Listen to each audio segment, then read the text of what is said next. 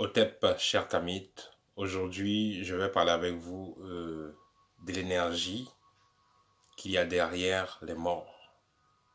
Je ne parle pas ici d'énergie comme pouvoir spirituel qu'il y a, parce qu'effectivement il y en a, mais je vais parler de l'énergie nocive qu'il y a derrière le mort.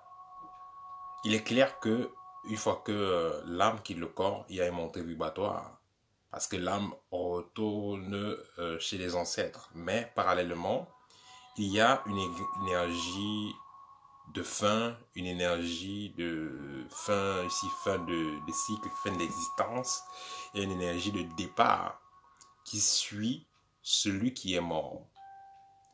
Et je pense que vous avez connu, sûrement parmi ceux qui me suivent là, vous avez connu des cas où un monsieur est décédé. Après 3 mois, sa femme décède. Une femme décède. Après 5 mois, son mari décède. Ou un parent décède. Après, les enfants commencent à mourir un par un. On va souvent dire que c'est la magie, il était dans des sectes et tout, mais ce n'est pas forcément le cas. C'est pourquoi, dans nos traditions kamites, quand il y a eu mort quelque part, il y a la purification, d'abord du conjoint de la personne, peut-être son homme est mort, on va purifier d'abord sa femme d'une façon particulière. On va également purifier les enfants et tous les membres de la famille. Parce que si on ne le fait pas, ceux-là peuvent se mettre en danger en se liant inconsciemment à l'énergie de la mort, une énergie qui a emporté donc la personne qui est morte.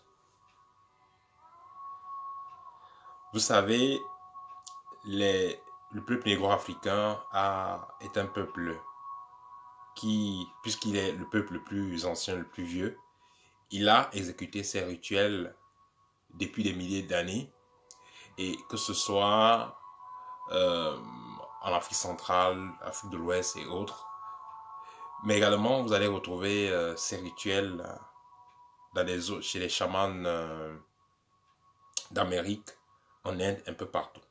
Donc tout ça pour dire que quand un individu meurt, il y a une certaine énergie qui suit la personne. Cette énergie qui le conduit évidemment à la mort. Et si, parce que vous aimez trop la personne, vous avez votre oncle qui est mort, le parent qui est mort, vous portez les vêtements qu'il a portés les derniers moments de sa mort, vous utilisez les objets qu'il a utilisés les derniers moments, même les photos, vous gardez ces photos, vous gardez ce qui lui appartient et tout ça, vous allez vous connecter à l'énergie de la mort. On va voir un monsieur qui est décédé par exemple, sa femme vient dormir, les enfants viennent dormir sur le lit où il est mort, et peut-être la famille reste sur ce lit-là. Les gens continuent à dormir dans ce lit-là, ce n'est pas conseillé. Il sera conseillé quand il y a quelqu'un qui est mort, après le deuil et tout ça, il faut nettoyer l'énergie de cette personne qui est morte là. Donc nettoyer cette énergie de mort là, afin de pouvoir passer à autre chose. Et quand on nettoie cette énergie là, on accompagne le mort. On lui souhaite bonne chance, on l'accompagne avec toute la ritualité qu'il faut pour qu'il arrive correctement où il part. Parallèlement, ceux qui sont restés là doivent passer à autre chose, doivent se concentrer sur leur existence, doivent finir l'incarnation normalement. Parce que sinon, vous allez tellement rester toujours dans les pleurs, c'est tellement toujours, je ne vais même pas appeler ça regret, vous êtes tellement dans la supplication, vous voulez tellement être en contact avec la personne qui est partie et tout ça. Mais pour finir, il se peut dans certains cas que le mort vienne rechercher les autres parce que vous avez tellement supplié que vous voulez aller avec lui. Ben, il vient vous chercher. Parce que de l'autre côté, oui, le mort, pareil, il faut noter que ce n'est pas toujours un endroit nocif, ce n'est pas toujours un endroit négatif. Au contraire, ça peut être plus intéressant que l'endroit où on vit. Donc, ce qui fait qu'il peut aller là-bas, il se rend compte que, ah, que je faisais même sur Terre. Ici, c'est même bien. Pourquoi est-ce que je vais laisser ma partenaire souffrir sur Terre? Pourquoi je vais laisser les enfants souffrir sur Terre? Et la personne vient chercher les autres, ils meurent bizarrement et ils se retrouvent tous de l'autre côté. Donc pour dire que il faut faire la part des choses. Vous avez perdu quelqu'un de la famille, vous purifiez la maison, vous purifiez les différents membres de la famille et vous passez à autre chose. La vie continue. Parce que vous savez, en réalité, la mort n'hésite pas pour un initié. Il sait très bien que celui qui est mort a juste changé de domicile. Celui qui est mort a juste changé de fréquence. Il n'est plus dans la fréquence de la matière. Il est dans la fréquence de l'imatière. Donc, ce qui fait que l'initié va prendre le cas de décès juste comme une séparation dans le plan physique, une séparation temporelle.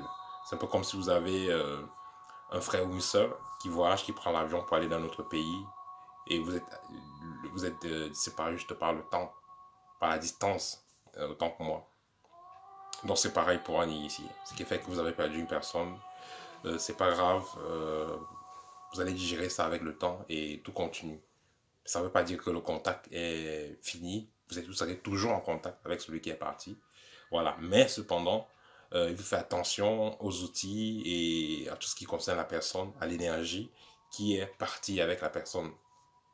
Pour ne pas rester lié à cette énergie, pour ne pas retenir l'énergie de la mort dans votre famille ou autour de vous. Et ça a aussi été vu des cas où dans une famille X, quelqu'un est décédé. Après une semaine, dans l'autre famille, telle personne décède. Après quelques mois, dans l'autre famille, quelqu'un décède. C'est pas pour dire que les gens ne vont pas mourir, mais pour dire que c'est une énergie qui se suit. Tant qu'on n'a pas coupé, ça va continuer à perturber les gens. Ça va continuer à rafler pour partir. Voilà, ça c'était mon partage pour aujourd'hui. Et à très bientôt et au thème.